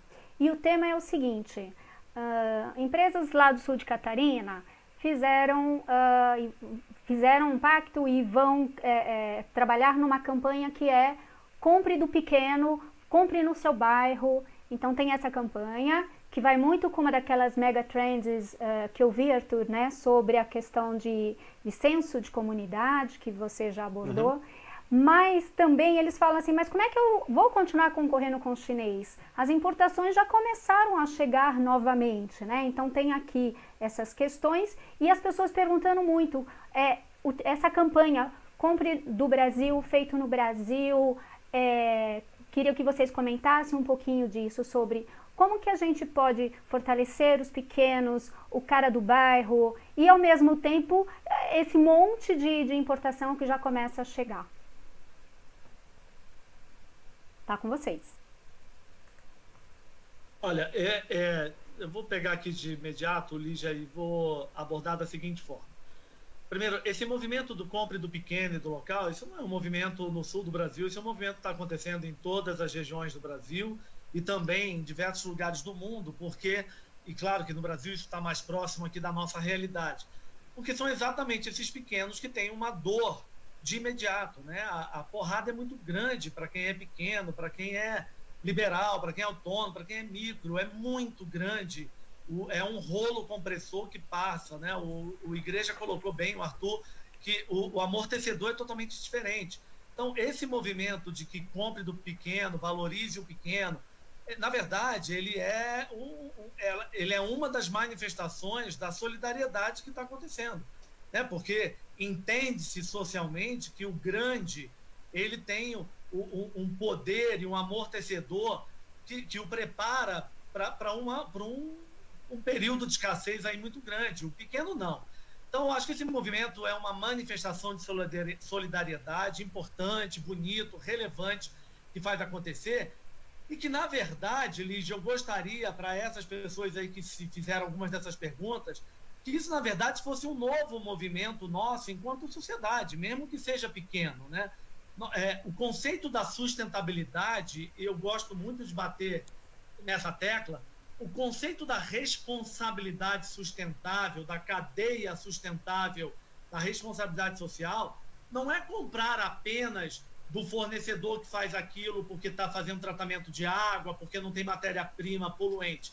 O conceito sustentável ele é muito maior, quando ele também diz que você não deveria matar o pequeno, que você não deveria destruir os pequenos. O conceito sustentável é você fazer uso daqueles que estão próximos de você também, para conseguir fazer com que essa economia gire na mão dos pequenos. Então, dito isso, eu acredito, e aí jogo isso também para o Fernando e para o Igreja, eu Ferreirinha, acredito que nesse exato momento, a proporção dessa crise ela é feroz para todos os pontos da cadeia, mas ela é um rolo compressor para o pequeno, para o micro, para o liberal e o autônomo, como eu falei antes. Mas numa retomada de negócios, fará diferença também quem conseguir ser mais rápido na inovação, mais rápido na invenção, mais rápido na surpresa, no encantamento. Então eu vou usar aqui uma leitura paradoxal e dicotômica no momento. Ao mesmo tempo que eu vou dizer que nesse exato momento, o pequeno, o micro, ele sofre terrivelmente mais rápido esse impacto, eu também vou dizer que numa retomada, esse pequeno, esse de bairro, ele terá uma chance de uma nova lacuna para surpreender mais rapidamente, porque ele tem o tamanho que propicia a velocidade. Fazer mais rapidamente, surpreender, inovar mais rapidamente, criar princípios e processos de diálogos com o seu cliente da comunidade. Ele consegue mais rapidamente entender a comunidade que cerca ele, a vizinhança que cerca ele. Então eu vejo que numa retomada, para aqueles que conseguem fazer a travessia, segurarem o impacto, se reinventarem, eu vejo que pode ser uma nova janela de oportunidade muito interessante para o pequeno e para esse pequeniníssimo que consegue fazer de forma mais rápida. E ao mesmo tempo eu vou dizer, e vou falar aqui no mundo Habite, eu vou dizer, Lígia, que eu, Ferreirinha, e não estou sendo idealista, mas nós teremos uma redescoberta da nossa brasilidade. Nós entenderemos que nós não podemos depender exclusivamente de mercados internacionais. Claro que o Brasil tem questões muito mais profundas de desindustrialização, a gente tem uma questão de custo Brasil que inviabiliza uma série de coisas, mas ao mesmo tempo eu vejo que pode ser uma retomada de uma inteligência de você fazer novamente um olhar para a moda autoral brasileira, para o confeccionista brasileiro, para uma cadeia mesmo que seja pequena, mas aquele produtor de fios, o produtor de malharia, a costureira, quem sabe essa destruição que a gente está vivendo não nos torna também capazes de entender que, como nessa crise teve que ter impacto forte das empresas grandes e do governo para fazer com que esses pequeniníssimos, né, sobrevivam diante dessa crise, tomara que isso também, Fernando, vire uma reflexão que numa retomada econômica, a política, o governo, as entidades públicas e também as grandes empresas precisam entender que nós precisamos manter vivos pequenos. Ok, Igreja? Ferreirinha, sobre esse elemento, antes de passar a palavra para o Igreja, eu queria fazer duas intervenções rápidas. Primeiro, que nós temos aí o movimento Moda Brasileira, estamos juntos, da matéria-prima ao produto final. Temos uma proposta de pacto aos grandes varejistas, abrigados da BVTEX, para que seja comprado do Brasil tudo que for ofertado nesses próximos 12 meses, pelo menos, repactuando à frente, para ajudarmos no emprego, na produção e na distribuição. Aqui não é nenhuma ingenuidade, nós não temos nenhuma visão autárquica da economia brasileira, mas o fato é que seria relevante para esse suporte do país poder, que temos um grande mercado, não é um mercado rico, mas é um mercado grande, é o segundo maior item de consumo, depois de alimentos e bebidas somados, é o nosso item de vestuário, são quase 250 bilhões. Se somarmos calçados, decoração, cama, mesa e banho, etc., nós vamos a cerca de 300 bilhões de reais. Uma outra questão, e aí eu já remeto essa questão para o Igreja, ou seja, pacto pela produção no Brasil. É o pacto pela retomada e para a gente construir. Não é que porque é brasileiro não tem que ter muita qualidade, tem que ter muita bossa, tem que ter muito design. Não é porque é brasileiro que nós, consumidores, que no final somos nós que movimentamos a economia, que a gente vai comprar só porque a gente compra porque é bom, porque é bacana e principalmente porque é brasileiro, porque tem atributos. Agora, Igreja, como é que você está aí na sua clientela vendo algo que está linkado com isso? O mundo está rediscutindo a sinodependência. Uhum. É muito difícil que você transfira essa base produtiva toda para outros lugares de uma hora para outra. Isso é impossível, até porque o maior mercado consumidor está na Ásia. Mas o mundo está aprendendo com essa crise quão ruim é ficar à dependência de um fornecedor que virou a fábrica do mundo. E, obviamente, nesta hora é que alguns das nossas cabeças pensantes vinham, digamos assim, até dando de lados para a indústria, porque o que importa é o agro, que é importantíssimo, é uma maravilha o que o Brasil fez, mas dentro do agro está cheio de indústria, e eu não sou daqueles que colocar isso, aquilo, aquilo outro. Um país desse tamanho tem capacidade para ter tudo, comércio, serviços, produção industrial, produção agrícola, etc. Como é que você está percebendo essa discussão que já vinha de antes da pandemia do Conavid, né, do coronavírus, à luz desse reequilíbrio das cadeias de produção, que já trazia aquela questão de pegadas de carbono, sustentabilidade, etc. Você acha que pode haver um remix de um onshore de produção? Eu acho que sim, eu acho que o exemplo que eu vou te dar é um exemplo. Essa semana eu conversava com um amigo que é dinamarquês, mora no Canadá, enfim, e ele atua com projetos de energia. E eu pedi para ele como é que estavam os projetos de financiamento e tudo mais, e ele falou que ele teve uma busca muito surpreendente nas últimas semanas, então, em vários países. Então, estou falando do Canadá, estou falando do Brasil, para vários projetos aí de energia, especialmente fotovoltaica. E em todas as consultas que ele teve, qual que era o elo em comum?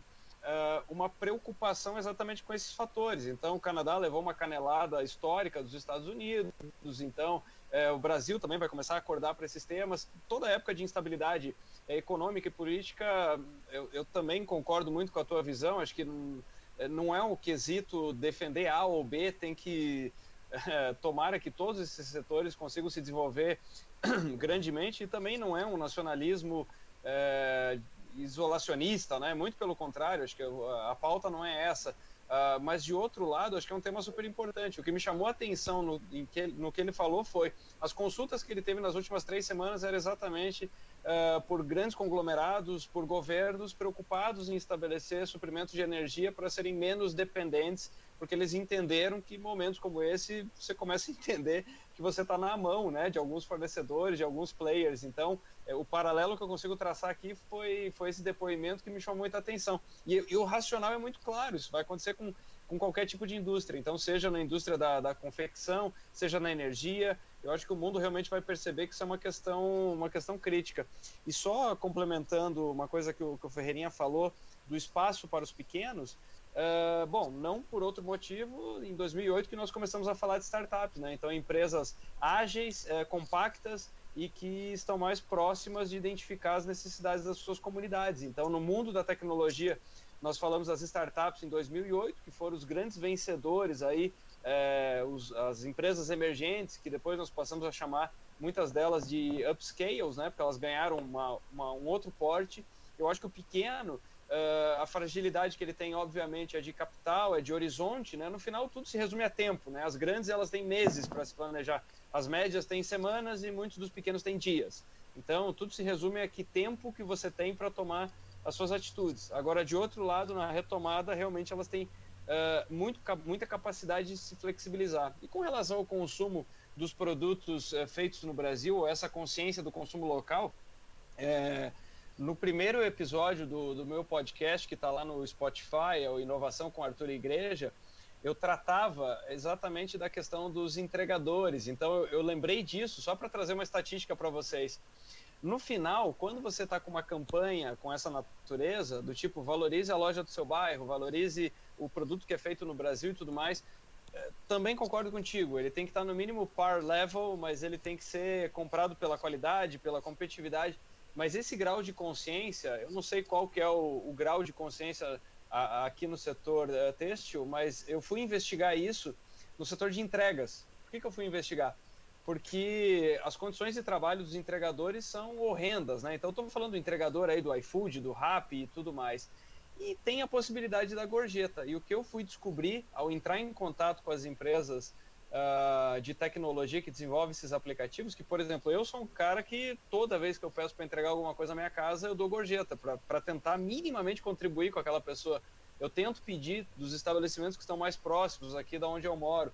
Eu tento usar esses elementos. Agora, quando eu entrei em contato com essas empresas, a resposta que eu tive foi a seguinte: apesar de ter a gorjeta e apesar do consumidor ter consciência que ele é um elo importante na cadeia, esse índice não chega a 1% das pessoas que depositam pelo menos R$1 para o entregador. E quando entrevistadas, eu fui atrás de falar com as pessoas falando o seguinte: mas você entende que o entregador tem uma vida bastante complicada, né? Eu entendo. Mas você entende que você tem o botão da gorjeta? Também entendo. E por que você não clica na gorjeta? E a resposta que eu tive isso aí é responsabilidade do aplicativo. E quando eu fui falar com o aplicativo, o que eles falaram? Isso é responsabilidade do consumidor. Então fica um jogo de empurra aí que, enfim, no Brasil é um tema bem complicado. Isso me lembra, nós já estamos caminhando para o final, mas dá tempo para umas 2 perguntas. Vocês podem esperar umas 2 perguntas mais? Ferreirinha e a igreja? Sim, sem dúvida. Me lembra uma história do Ibrahim Suede. O Ibrahim Suede fez um lançamento de um livro. O Ibrahim Suede foi, não sei se é do tempo de vocês, foi um grande cronista social, era chamado do Turco, né? E ele fez um lançamento lá em Priscas Eras do livro dele, do Copacabana Palace. E foram mais de 1000 exemplares vendidos, e ele autografando. E ele saiu, naquela época usava muito dinheiro, ele saiu com essa história, não sei se é verdade, mas conta-se, né? E ele saiu com aquela caixa de dinheiro no carro e foi para Ipanema, foi para outro lugar. E durante o trajeto ele estava dando um dinheiro para o sujeito que estava no sinal, outro aqui, outro ali. E o companheiro lá que estava com ele naquela hora virou e falou: mas ô Ibrahim, no final dessa viagem você vai ter distribuído toda a renda da venda dos livros. Ele virou e falou assim: olha, o negócio é o seguinte, o dinheiro tem que circular, se ele não circulasse, ele não chegava até a mim.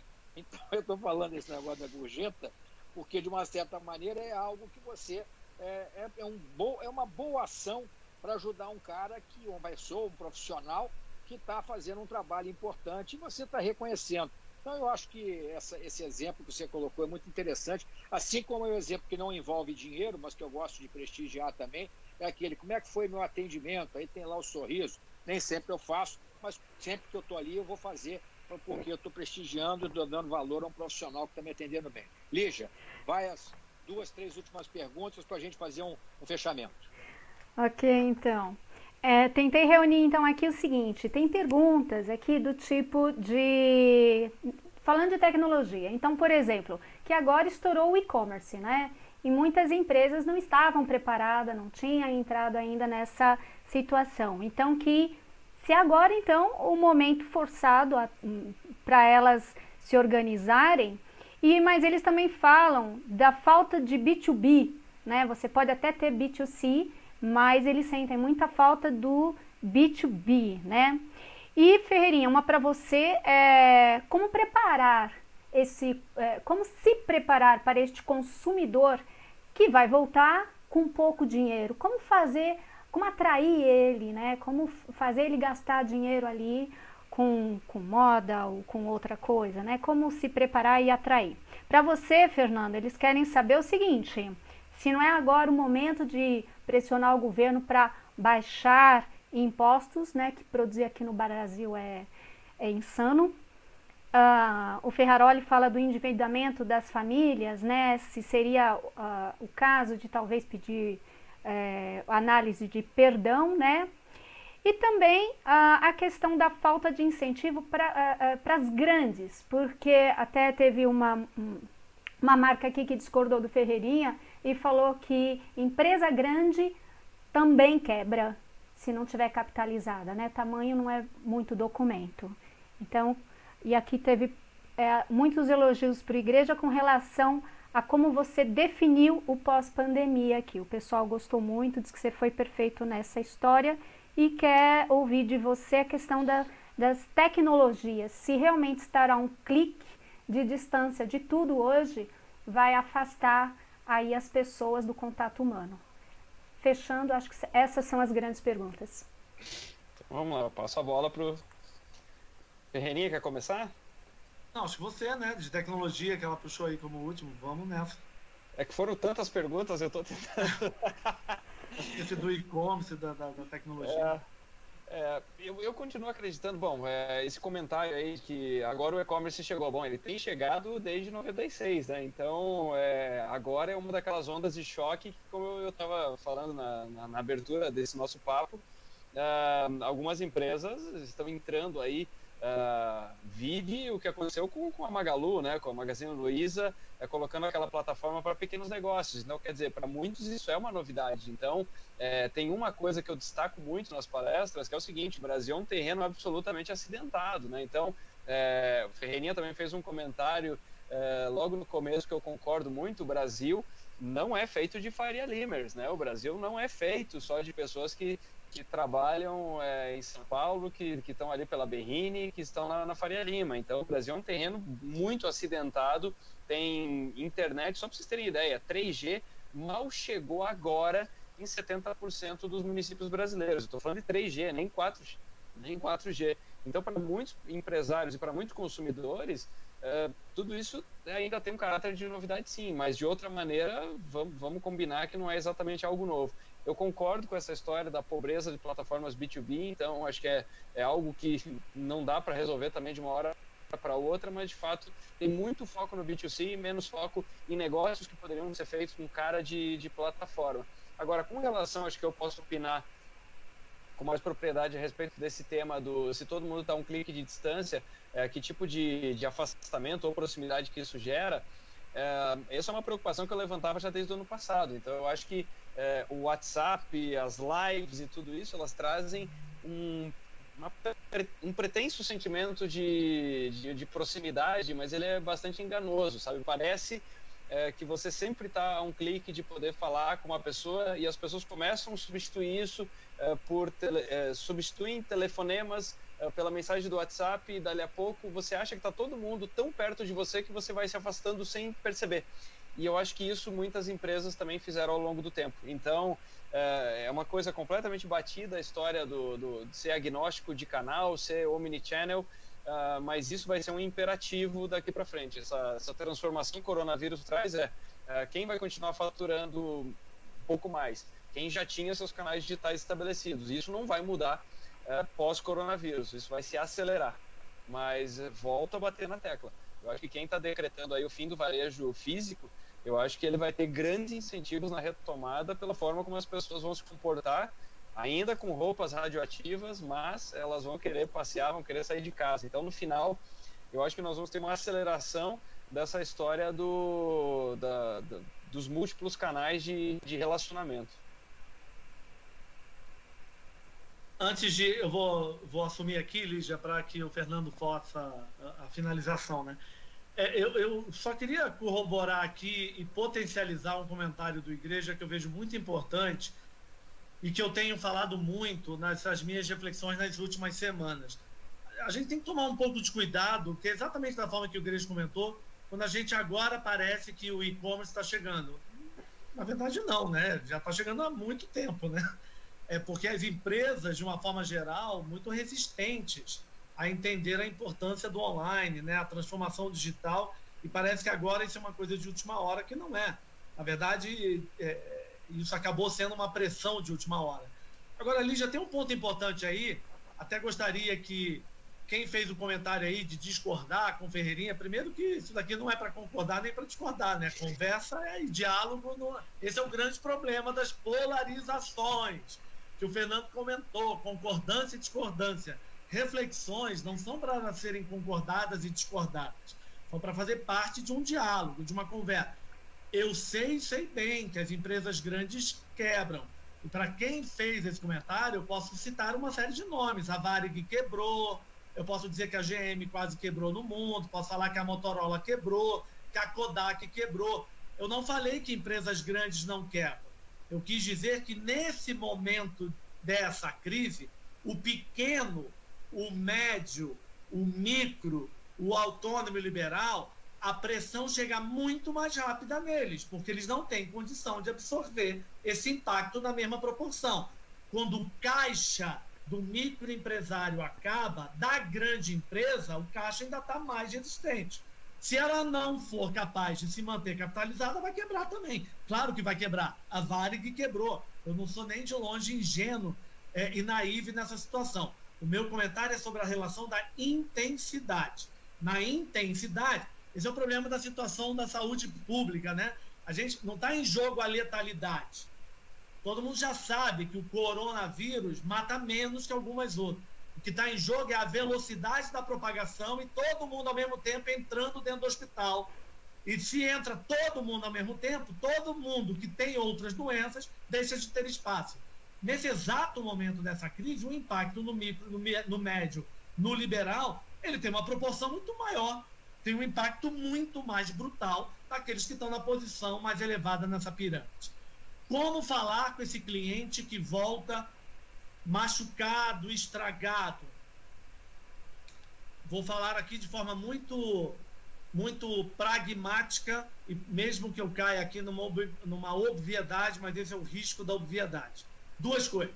Nós não viemos para essa vida para comprar apenas aquilo que a gente precisa. O grande prazer nessa vida é exatamente quando a gente é estimulado para comprar o que a gente não precisa. Diante dessa crise, nós vamos estar sempre, de uma forma geral, né, todos nós estaremos sendo lembrados todo dia da nossa necessidade.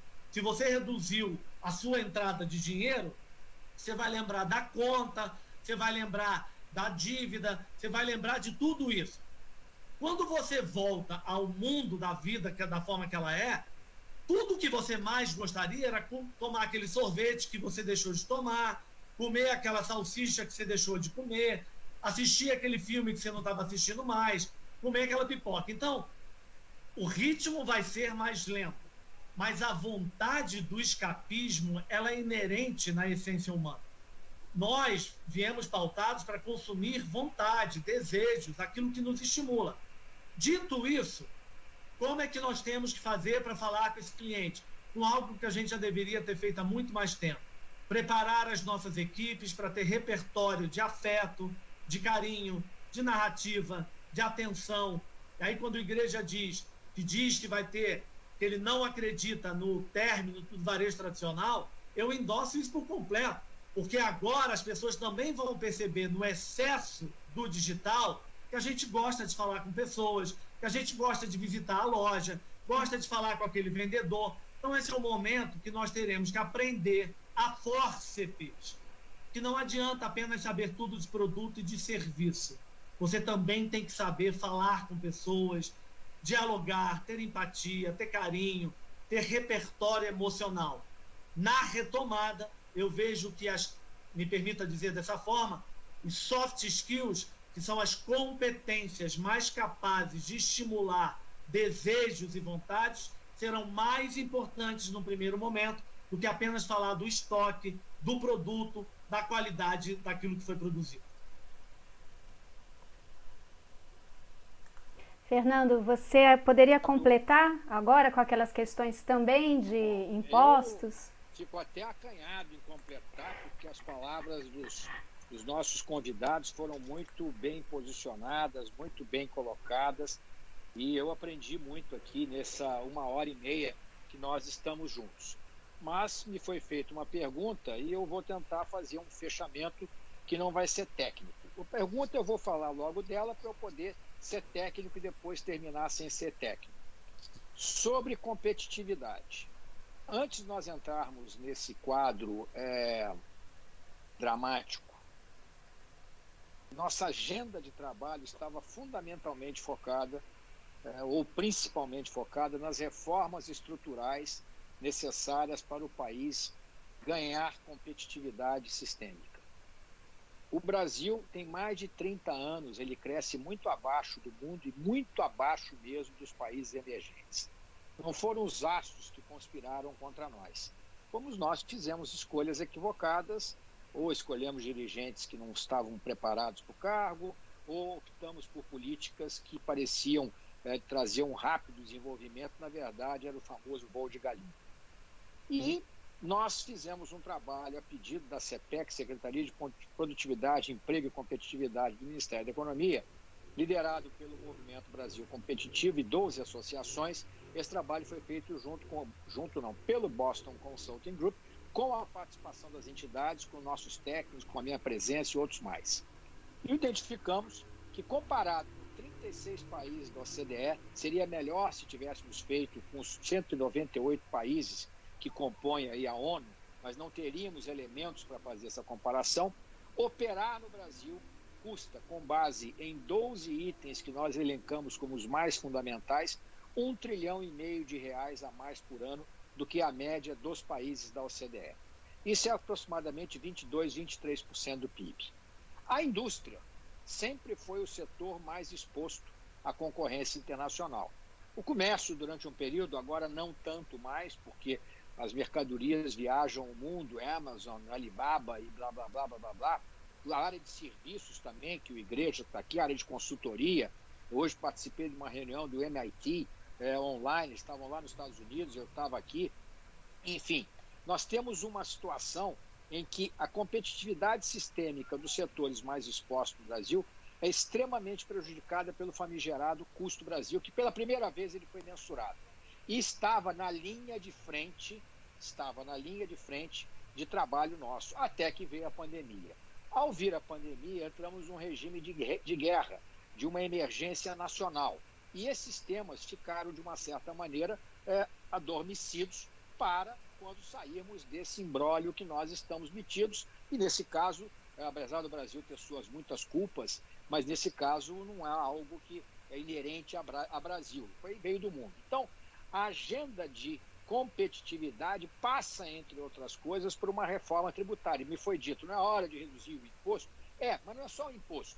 Esse 1,5 trilhão, você tem lá o custo da insegurança jurídica, refletida, por exemplo, na decisão de ontem do ministro Lewandowski. Você tem o custo de logística, que você tem uma logística muito ruim no país. Você tem o custo da segurança pública, que hoje já afeta os negócios, além de perder vidas humanas. Você tem o custo de empregar. No Brasil, o emprego custa caro, a pessoa leva menos para casa do que ela custa o dobro e leva metade para casa e acha que está protegido. Afinal das contas, eu não vejo dessa maneira, mas enfim. Então, essa discussão toda, que não é de hoje, a reforma tributária, eu acompanho ela, tem mais de 30 anos, tá? Ela está adormecida nesse momento. Eu tenho a impressão que, saindo desse processo, a valorização da indústria, de uma forma geral, vai se dar de uma maneira diferente do que estava se dando. Por quê? Porque nós estamos revertendo processos produtivos para produzir equipamentos médicos hospitalares, a indústria metal-mecânica para produzir respiradores, uma série de equipamentos e produtos. Se não tivéssemos uma indústria para responder, nós estaríamos dependentes de um carregamento chinês ou de outro lugar, carregamentos esses que estão sendo confiscados até numa guerra mundial por equipamentos médicos hospitalares, algo jamais imaginado. Bom, então, esta agenda da competitividade é a agenda que vai nos levar a um outro patamar à frente, sob pena de nós continuarmos em marcha batida para sermos um país eternamente de renda média. Essa crise nos pegou depois de 5, 6 anos de muitas dificuldades. Recessão profunda em 2015, 2016 e crescimento pífio em 17, 18 e 19. Então, estados e municípios quebrados, do ponto de vista das suas contas públicas, a União também com déficit brutal, e nós vamos sair do endividamento aí da ordem de 77% do PIB e vamos entrar numa nova etapa com cerca de 90% do PIB, que para um país como o Brasil é muito. Importante agora é que esses gastos emergenciais absolutamente necessários não se tornem gastos perenes, porque no Brasil tudo que é provisório vira permanente, que recordemos da contribuição à movimentação financeira, que era o imposto provisório para cuidar da saúde, que depois acabou se manifestando em algo eterno.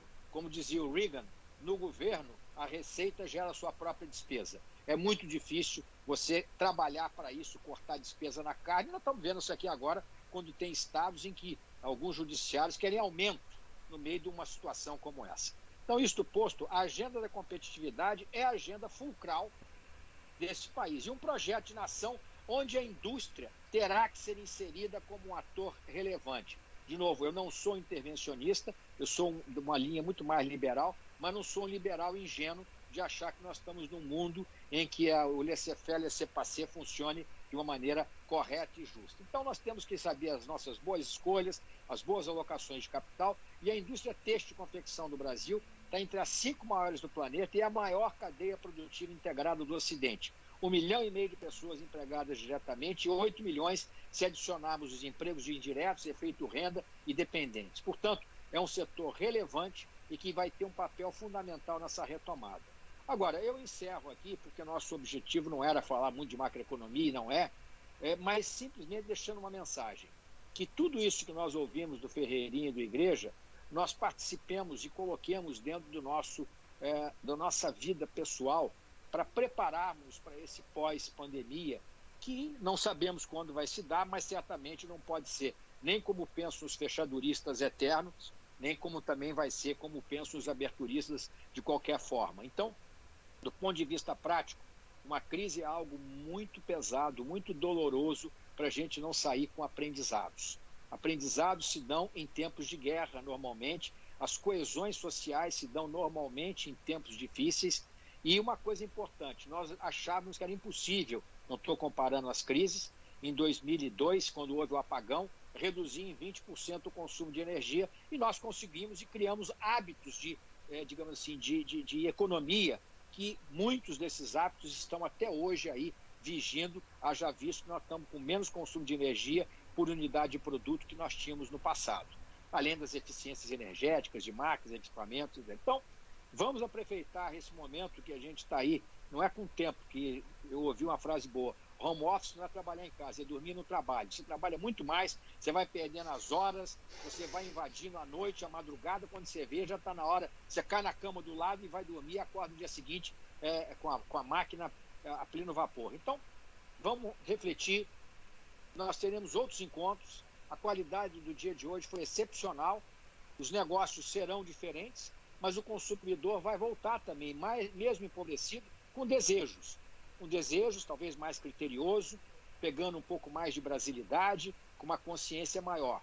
Nós não vivemos a Segunda Guerra Mundial, nem eu vivi, mas é muito comum a gente falar que os sobreviventes da guerra perseveraram em hábitos de economia durante muitos anos pelas carências que eles sofreram naquele período de escassez praticamente absoluta que nós, graças a Deus, não estamos vivendo, que a destruição física ela não está acontecendo como ela acontece numa guerra como aquela atrocidade da Segunda Guerra Mundial. Então, eu acho que o papel da BIT, nesse momento, além de trabalhar junto às propostas emergenciais para combater a crise, diminuir e mitigar os sofrimentos, mitigar as perdas, é também de trazer reflexões, encontros como esse, para que a gente possa refletir, debater e aprender dentro desses caminhos que são difíceis, mas que, de um modo geral, a dificuldade é que traz a coesão. Vida associativa, a gente percebe muito isso. Quando tem alguma crise, a casa lota. Quando a crise se dissipa, a casa esvazia e cada um acha que encontrou a receita da felicidade. Então, que nós permaneçamos com o espírito de convivência, a convivência saudável, de construção coletiva e conjunta, para o melhor da nossa indústria, para o melhor das nossas pessoas, das nossas famílias, para o melhor do Brasil, para o melhor da nossa sociedade. Muito obrigado, um abraço a todos e até a próxima, se Deus quiser.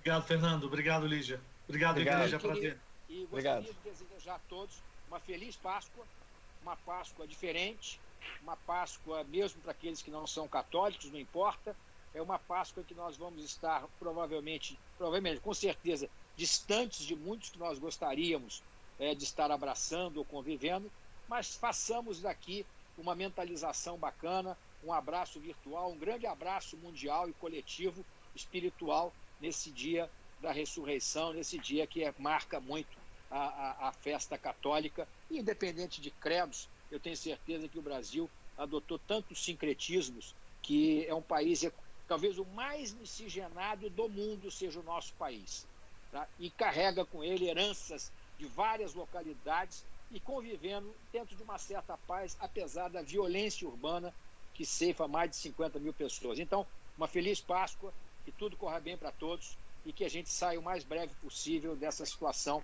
que nos aflige, nos angustia, mas que nós vamos ter que passar.